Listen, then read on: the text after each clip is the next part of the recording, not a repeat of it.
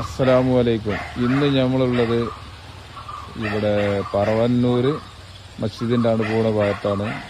ഇത് നമ്മൾ ആലിക്കുട്ടി സാഹിബിൻ്റെ വീടാണ് ഈ കാണുന്നത്, കള്ളിയത്ത്.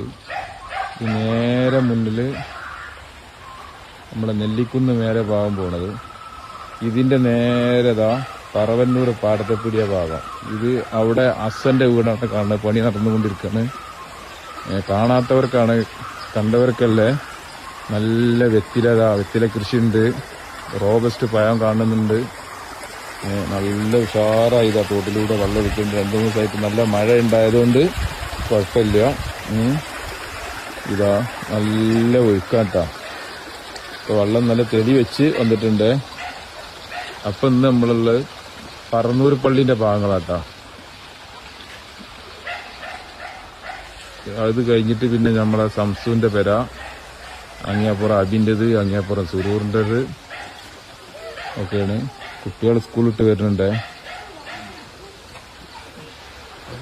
അപ്പോ നെല്ലിക്കുന്ന് ഭാഗം, ആ ഭാഗം. ഇത് നേരെ ആ കാണുന്നതാണ് അസന്റെ വീട്.